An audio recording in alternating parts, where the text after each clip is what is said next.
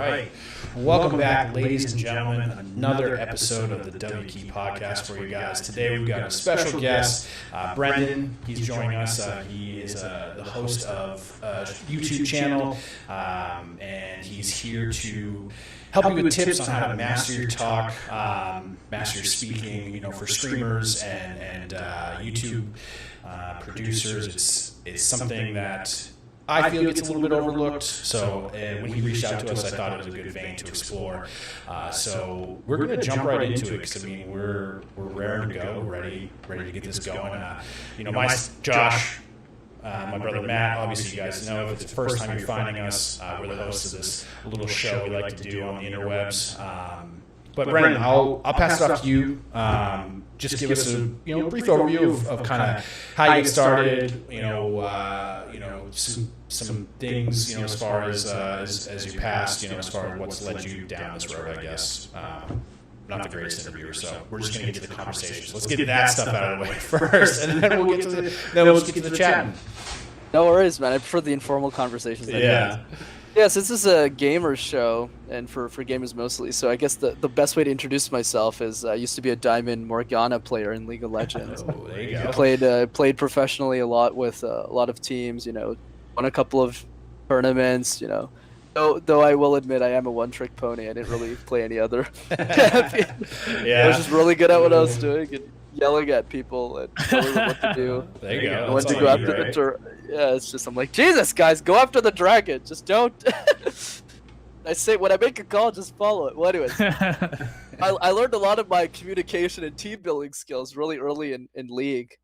And then after I quit because it was mentally exhausting and frankly annoying playing with scrubs. But anyways, so I get to university, and I got into business school. So now it gets a bit more formal. So anyways, I transitioned a lot. So competition has always been big for me, whether it was League of Legends back in the day, or whether it was these things called case competitions that I did in university. For those who don't know, which I'm sure is the majority, think of it like professional sports, but for nerds. So in the same way when you would be on an esports team, let's say Cloud9, you're trying to play Academy, you're trying to get into the main team, get part of the main roster. We did the same thing in presentations, which is really odd. We'd present 3 times a week while other guys my age either watched World Championship tournaments for Overwatch or actual sports, or actually I know there's a debate of whether esports or not, whatever. Like football, all of that stuff. I did the same thing with presentation. I went from a guy who was watching the League of Legends World Championships to watching the University of Florida give a presentation, and I was obsessed. I loved it. I just did that so many times, and I presented hundreds of times. When I started working in corporate, and getting a job at IBM and doing all that stuff, I kind of asked myself, how do I use all the information that I got from the competitive spirit of gaming, but also the competitions I did to share communication tips with the world? So that's when the idea for the YouTube channel came to be. Nice. That's awesome.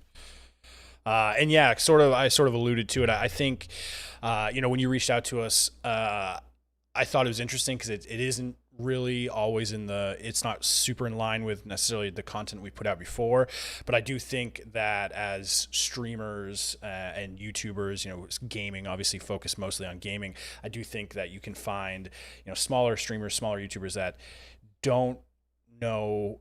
haven't found their presence yet, or haven't found their voice, or how to kind of communicate as effectively as possible. And I kind of dawned on me, I was like, I think this would be interesting to talk and give some tips. And Matt's a small streamer himself, and so I think he's got a good perspective for it as well. So I definitely thought it was very interesting. Yeah.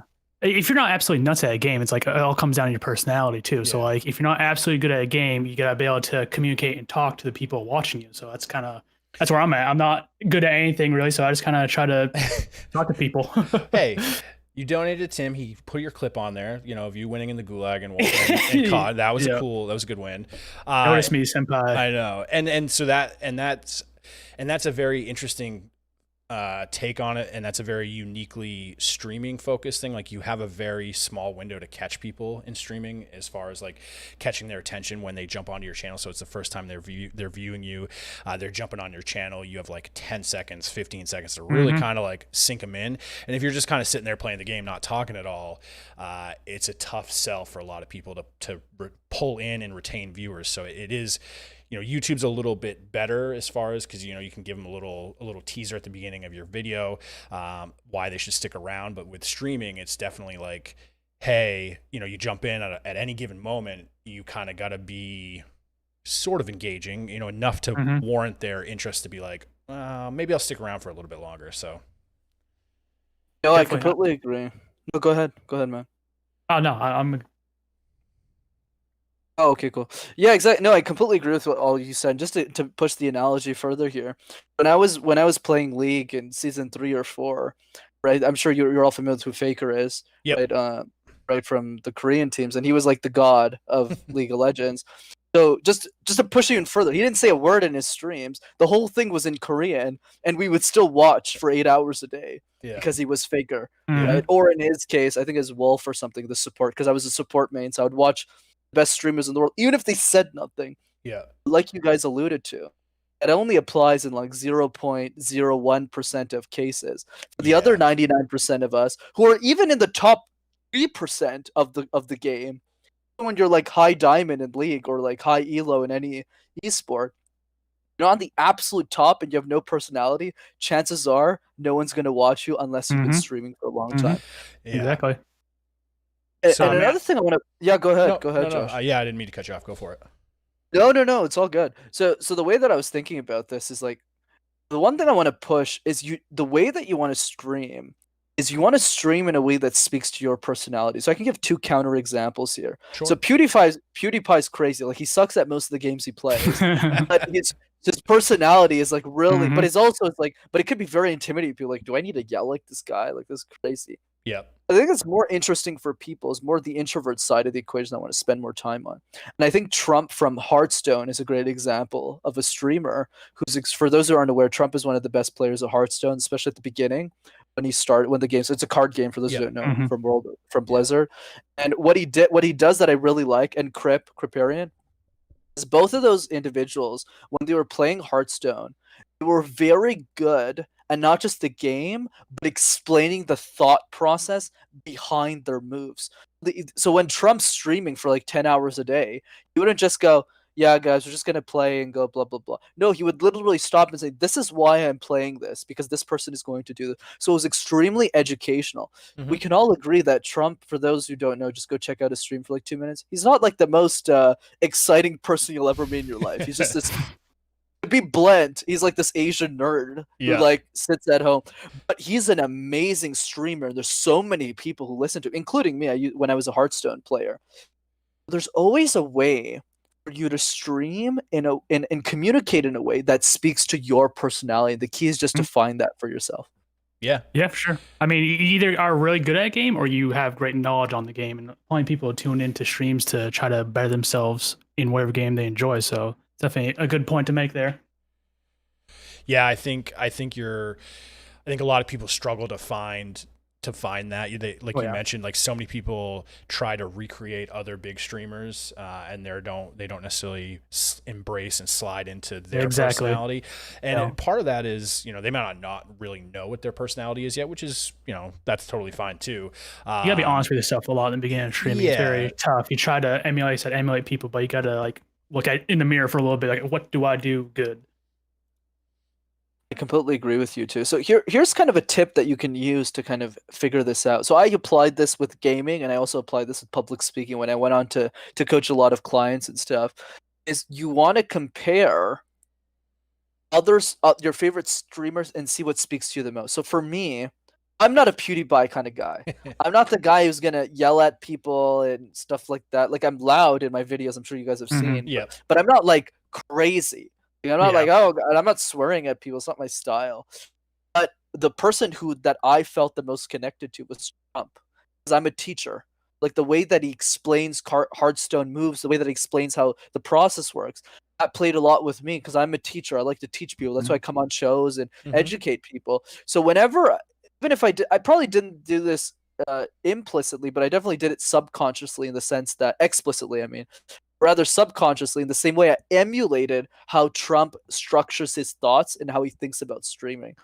And I'm sure I took a lot of that when I started making my own videos. make sure things were clear. So for you, what you could do is, out of all of the streamers, don't just ask yourself who your favorite ones to watch are, but who are the ones that speak to your personality the most and why. And from that, you can copy a bit from everybody and then create your own style. So I'm a good mix between Trump, the way that he educates people, but also high energy streamers, people who have an energy. So I educate in a very high energy fashion, the way I'm doing right now. Sure. Trump doesn't have the high energy that I do. Then the same way the other person, like PewDiePie, doesn't have the educational thought process that Trump does. And I do a mix of both of those styles. Perfect. Yeah, that's a great way to put it. I think, you know, people who are just on the platform watching just for the hell of it, obviously you're going to gravitate to whatever you find most entertaining. But people who are watching streams, I mean, it's almost like business research. You know, you're streaming, you're doing market research essentially to kind of see what's out there and see tactics that other people are doing. You know, a lot of people tend to still look, if you're a streamer, they tend to still look at watching streams as an entertainment thing, when honestly you probably should be doing it a little bit of both, entertainment, but also finding people that are similar to you and trying to incorporate things that they're doing into stuff that you know you can do, which, you know, that, like I said, that's a great point. I think that a lot of people don't have that mindset when they're watching, you know, as a small streamer, as just any streamer really, when they're watching streams, they're the idea that it's a kind of a still sort of a business interaction goes out of their head when they're watching. I also feel like people try to please everyone on the platform, but you made a great point, Brenden. You gotta focus on like what you enjoy and just kind of cater to those people. Yeah, someone might come in and say they don't like you. It's like, okay, well, you don't like me, but you probably don't like my style. This is my style, so either you like it or not. So you gotta pick your style and stick to it. You're not gonna be able to please everyone on the platform, but you should be able to please a large majority. Yeah, and I can give you the best example of that, actually. Like, I believe his name is Reynad from Temple Storm. This is a Hearthstone player as well, a long time ago. This guy's really serious. Okay, like, this guy does not F around. He takes this game like almost too. He's always like this. Yeah, this is my thought, this is what I should do. Yeah. And honestly, I used to be the huge fan of Reynad. I used to watch all of his streams. Why? Not because of the way he was, his personality. The guy was really smart. Yeah. The way that he knows how to play his cards are amazing. And that's like the best example of someone that, like you mentioned, Matt, like everyone is gonna hate. The people are listening to it. No, this guy's smart. Like, I want to listen to this guy because this guy's winning championships. Yep. Yeah, exactly. So that's it. So as far as, you know, so obviously we some great points, some great tips as far as, you know, finding who you are and what you like. You know, what about the people, you know, there's a massive amount of people that are streaming to no one. Do you have any tips on like having conversations with yourself, or just, you know, what are good ways to kind of keep yourself flowing in conversation, even though you may not have anyone to talk to? Absolutely. So the first thing that I would say is it always starts with intention. At the beginning, when you start a podcast like this one or anything, or a stream, or even a YouTube channel, you're always speaking to no one at the beginning. Like I was literally 18 months ago, and no subscribers. I honestly thought it was a stupid idea, frankly. Who's going to listen to me? Like, look at me. Obviously, I was proven wrong. But that's the thing. It always starts that way.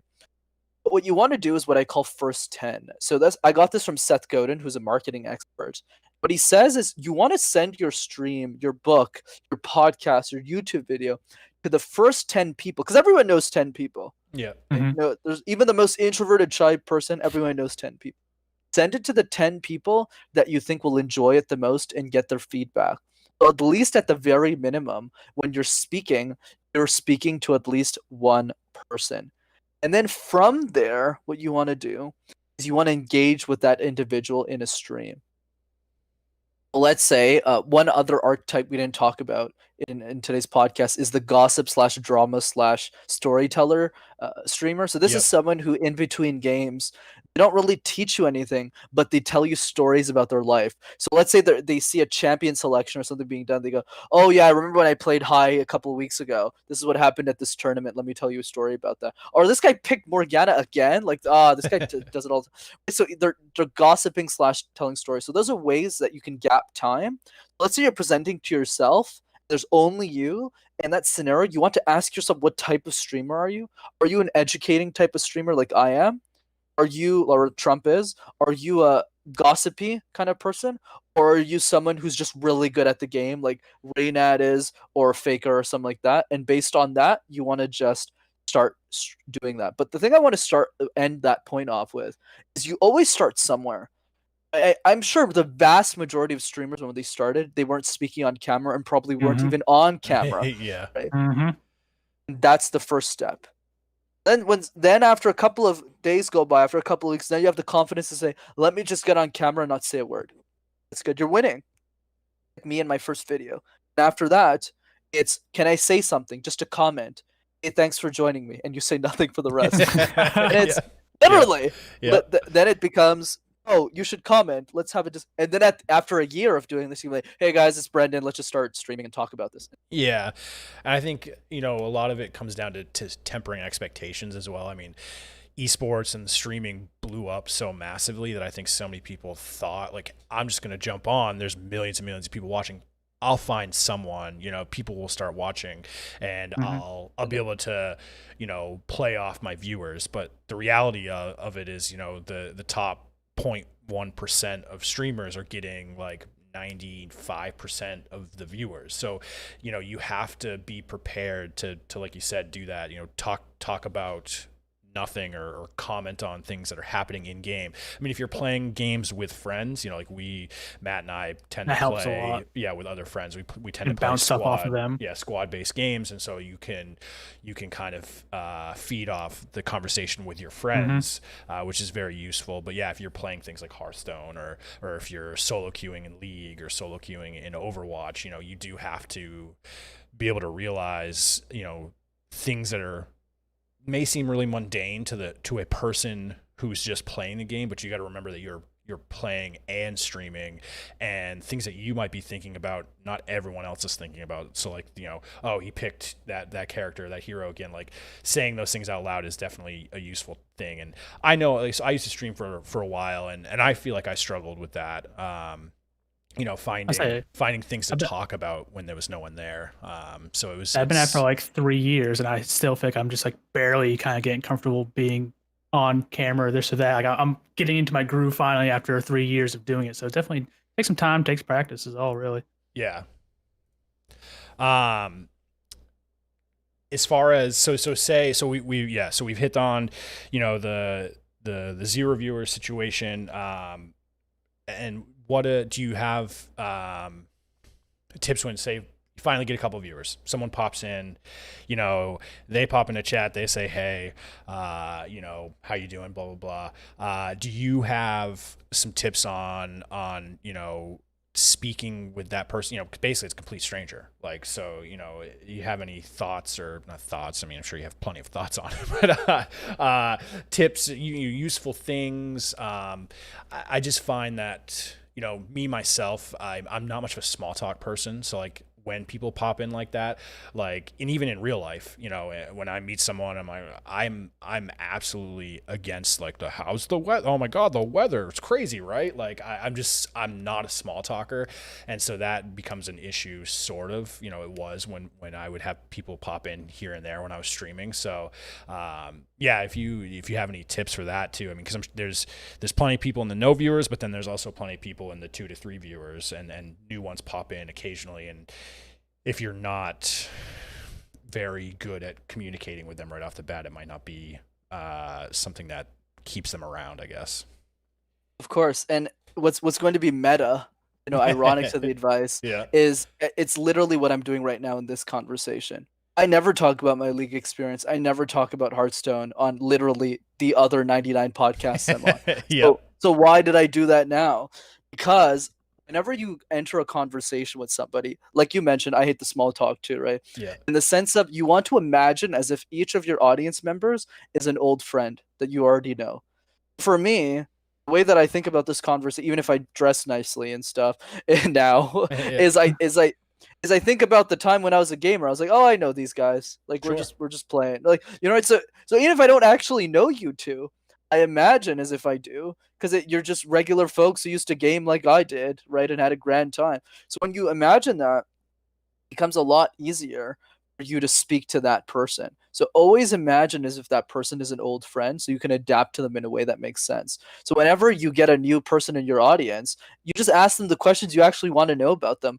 What makes you want to jump on the stream? What makes you interested in this? What do you want to know more of? Simply. Sure. Right? It's super easy.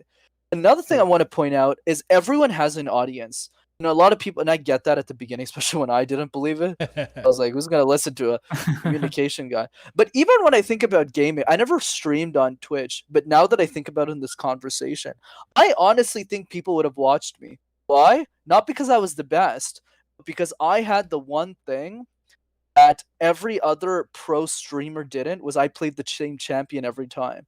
So for those who specifically wanted to get better at Morgana support, or even Morgana top or Morgana middle, Yep.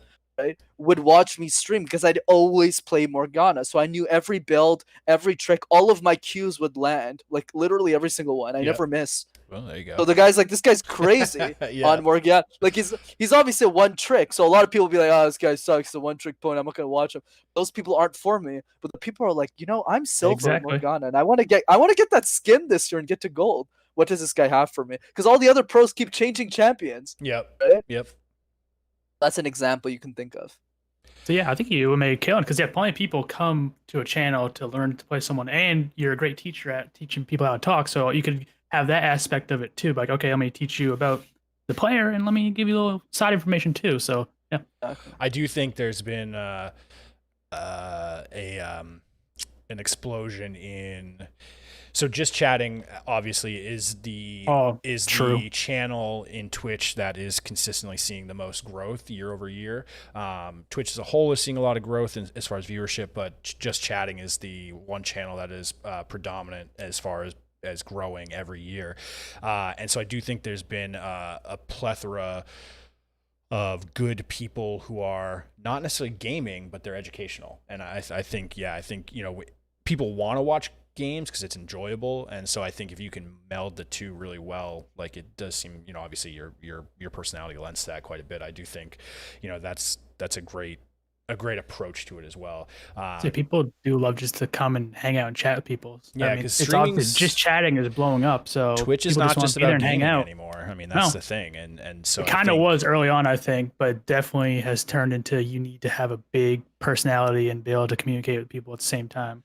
Yeah, which is precisely why I wanted to jump on this situation, you know, this interview, this chat, because I thought that was it was a very pertinent topic to kind of what's going on now in the landscape. Like I said before, it's a great skill that you need for streaming that not a lot of people even think about. So this is just a great way to get some insight on. A lot of what you've mentioned can also be transitioned to when you finally meet someone in person. So obviously there are conventions, TwitchCon, PAX, and stuff like that. So a lot of the topics you've given do transfer really well, or a lot of the tips rather do transfer really well to when you meet your, you know, potential fans or potential viewers at conventions. Would you add anything to kind of what you've talked about already? Because I mean, it is quite a different dynamic meeting people in person, and for a lot of gamers and a lot of streamers, you know, we are generally billed as the introverts, you know, the people who are shy and a little bit more awkward. So for most people, it's probably going to be much more difficult and much more nerve-wracking to actually meet someone face to face.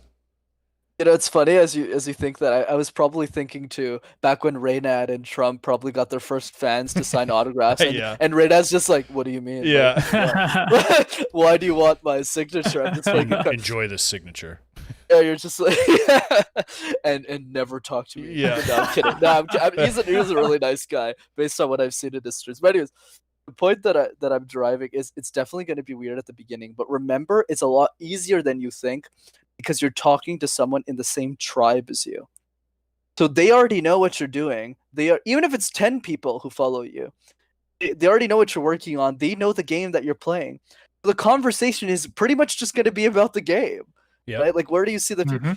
So I'm with you all. Like the first couple of times, honestly, like just to be transparent, I usually don't talk about this, but you know when somebody asked me for my picture a couple of weeks ago, like before COVID, I was like, I only have like 2,000 subscribers. Like Yeah. I'm not like, it's a bit weird, right? But it's not about that. Just don't let it get to your head, right? It's just people who appreciate the work that you do, Sure. and then all you got to do is have a conversation with them. I think that's where it starts, and just remember, it's a lot easier to talk to your fans than just random strangers on the street because you have nothing in common with them. That's true. True. Yeah. So we met Tim at PAX East in 2018. Tim the Tap Man, he's a big streamer on Twitch, and he has it nailed down. I was kind of nervous going into it, but that dude is wicked laid back and so easy to talk to. I was like, all right, this man understands it. He's been to a lot of cons. He knows how to talk to his fans. Is really cool. Well, and yeah, Exactly. and the more you become comfortable, because you're a gamer who might be a bit of an introvert and a bit nervous. You're also meeting gamers who are a bit introverted and a bit nervous. So, There you go.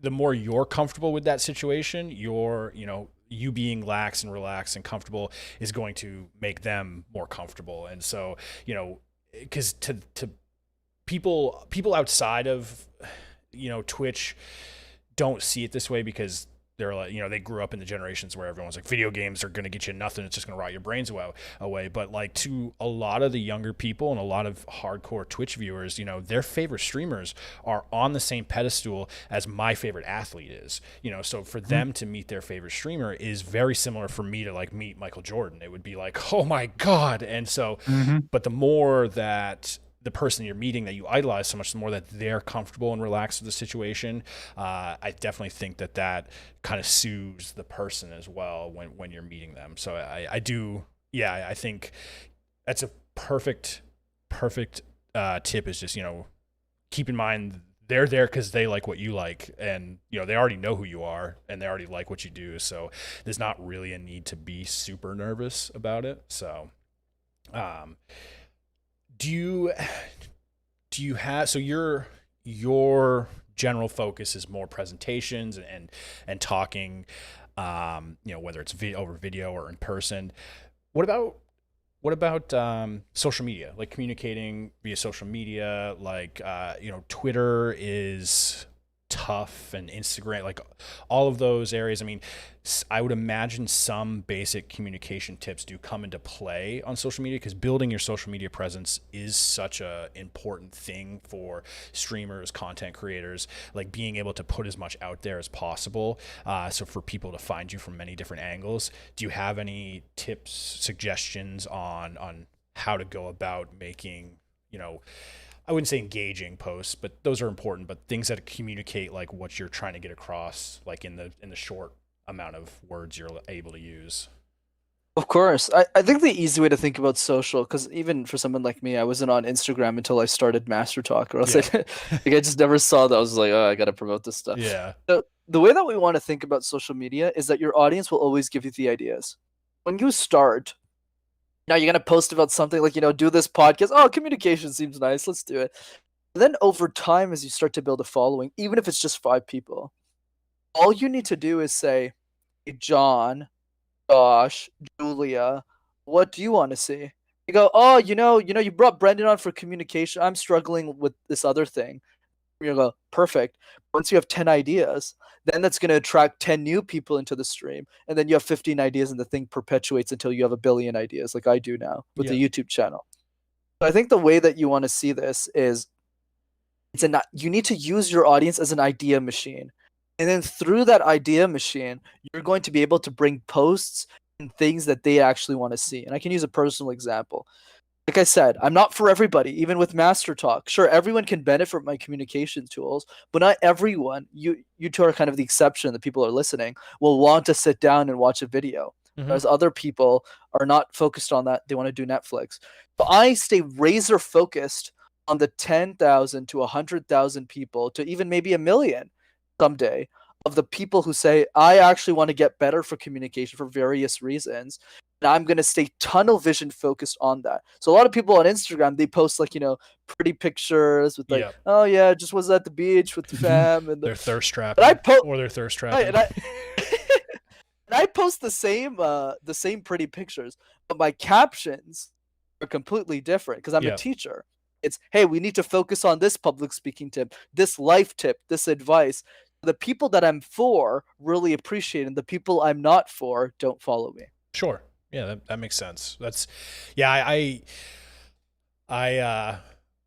more or less handle the social media for the show, for the podcast, and it's, it is an interesting, they're interesting waters to navigate as far as like finding what does work, what doesn't work.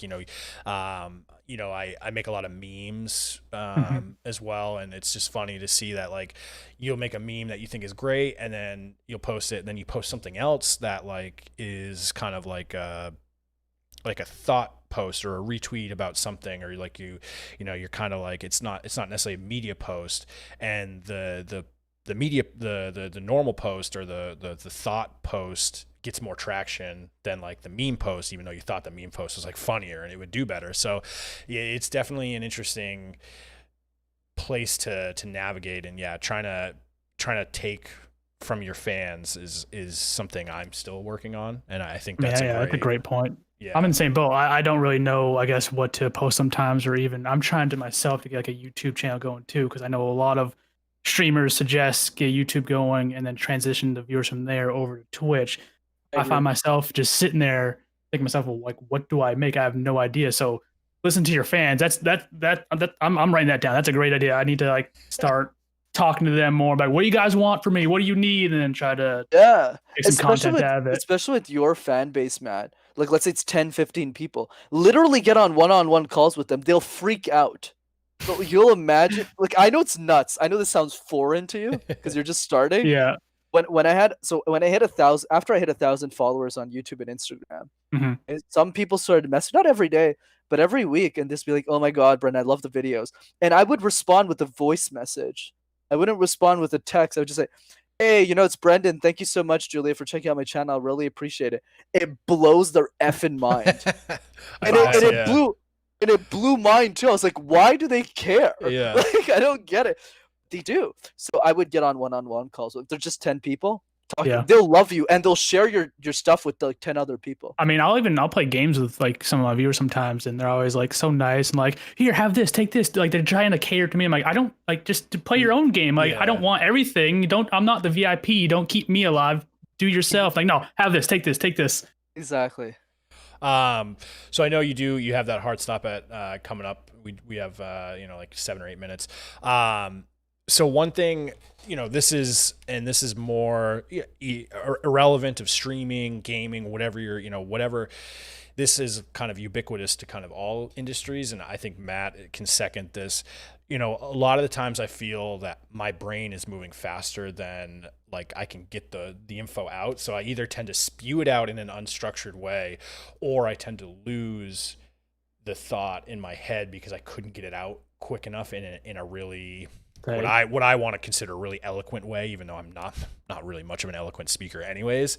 How do you have tips on how to kind of adjust that, kind of either slowing down the brain or speeding up the talk? Like, yeah, of course. Here's a couple of ways to kind of adjust this to streamers who are watching. It depends on what type of speaker you are, what type of streamer I mean. Well, let's say you're a teacher speaker. What I would do, streamer, yeah, I'm just confusing. I'm on one podcast talking about speakers or like streamers. So, content. If you're someone who's a teacher, like a Reynad, a Trump, things like that, someone who's really teaching, spending time with the audience, what you want to do before you actually press on the live is you just want to make a short list, like a piece of paper on your table or somewhere, man. Where you just go, these are the 3 things I want to teach my viewers at some point during the stream. Okay, today I'm going to go through, so let's use Hearthstone because that's what I'm familiar with. Yep. So today I'm going to stream about my new deck that I'm trying. I want to teach my audiences today about how to create a deck from scratch, because I know a lot of people copy other people's Hearthstone decks with, like me, right? So he's going to talk a bit more about how he customizes his own deck. So I need to make sure I mention it. Point 2, point 3. And then the next step is figuring out at which part in the stream you're going to talk about it. So at the beginning, it's going to be very challenging for you to speak while you play, because your performance is going to be really bad in the game, especially if you want to be good while you're consistent. Yeah. in that situation, what you want to do is say, so let's say I was playing Hearthstone. You can talk at any point because it's just a card game. There's a bunch of waiting.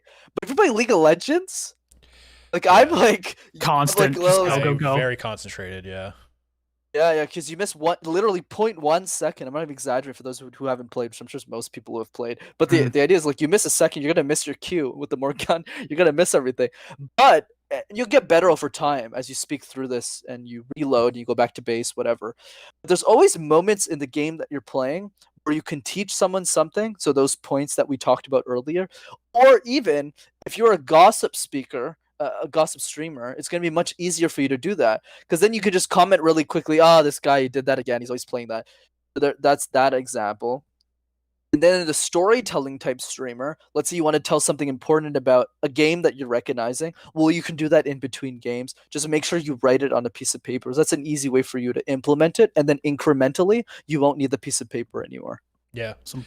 Yeah, that's a good thought. I mean, and obviously with the podcast, we have outlines, we do show outlines and stuff like that. And that helps quite a bit. And then it is always kind of, I'm still not to the point where like in the heart of the moment where if Matt says something and it tricks something in my mind, I'm like, oh, that's a great thought. I kind of run with that. And I feel like I have gotten better at it, which a lot of this all goes back to practice.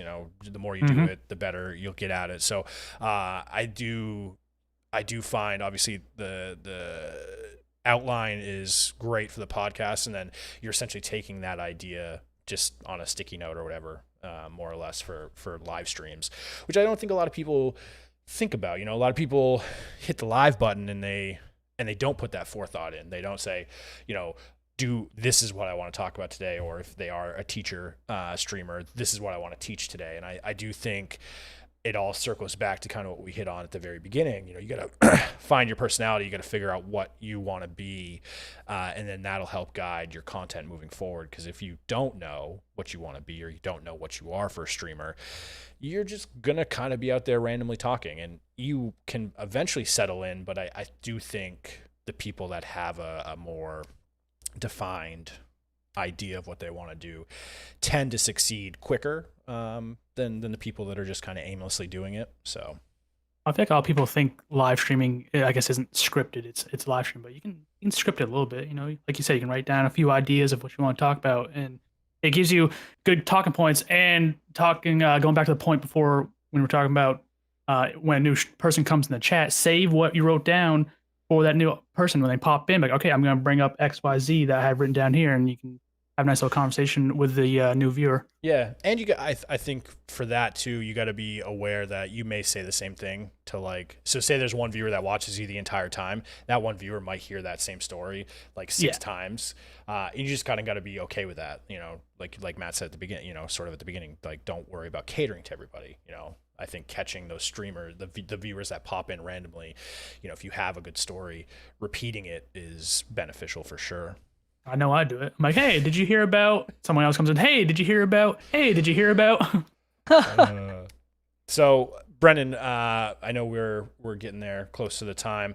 Do you have anything? Obviously, I mentioned your YouTube and stuff like that, but if you want to let everyone know about socials, YouTube channel, anything you got going on, courses, books, anything like that, obviously drop them, let them know, and we'll wrap it up. I know you got to get going. Yeah, for sure. So one last tip I wanted to give before dropping is if you're someone who's very serious about making money as a streamer, one thing I want to emphasize for everyone is you don't need 1 million followers. I think we get lost in the numbers and we say, oh, well, I don't have the number of people that are watching Faker stream or Trump stream. We all started at one point. There's a great blog that you should all read. It's like 500 words called 1000 True Fans by Kevin Kelly. Basically what he argues, he's a technologist, and what he argues in the blog is that if 1,000 people love you, like absolutely love you, not 1 million, not 10 million, 1,000, just 1,000, they buy your music, they subscribe to your Twitch channel, they donate money and to get like a comment up or upvoted or something like that. That's enough to make a living, people. People don't understand that. If 1,000 people give you $70 a year, okay, they subscribe to your Twitch, $5 a month, 1,000 people do that, you're making 70 grand a year. That's a living. Yeah. And then you can quit your job in Twitch full time, literally.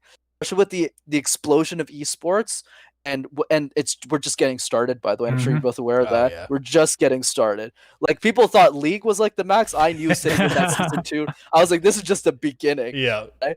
So the great thing about all of this is anyone can make a living as a streamer. You just need to be consistent and willing and have the right reasons to do that. So I hope you all take that challenge. For those who want to connect with me personally, I don't have any, like, I'm not a millionaire or anything crazy. Like, just send me a message. I'm not famous. Yeah. I'm at Master Your Talk on Instagram, so you can just send me a DM. Happy to answer. And if you want to check out my YouTube videos and learn all of the public speaking tips that I share with the world, it's Master Talk in one word for the YouTube channel. Perfect. Awesome. The links are all going to be in the notes as well for the episode, for the audio version. The links are in our YouTube live stream as well. I put down your Twitter, the Instagram, the show's YouTube, and then also your website as well off that. So if you guys are interested, check them out there. But yeah, I mean, this has been fantastic. Honestly, this was awesome. great. It's been a lot of fun. Yeah, That's exactly what I expected. I was gonna say I figured it was going to be good. You know, when I kind of got that in my mind, I was like, oh, this is how we're going to approach this, because I think it's a topic that's not always talked about in the gaming and streaming world. I figured it was going to be very productive, but it's exceeded my expectation on that as well. So thank you very much for reaching out. I like I said, I enjoyed it immensely. I hope everyone that's listening, whether it's the live stream or on the audio version, I hope you guys get something from this. A lot of what Brenden mentioned is very useful topics that hopefully you implement in your streams and your YouTube videos. And with that, I know you got to get going, so we're just going to call it a day. So, Brenden, thanks for being on. Hey, thank you. It was follow awesome. all his stuff, all his socials. All our socials will be in the links below as well. So make sure you check us out there for funny memes, hot, spicy takes on video games. And until next time, we'll see you in the next episode.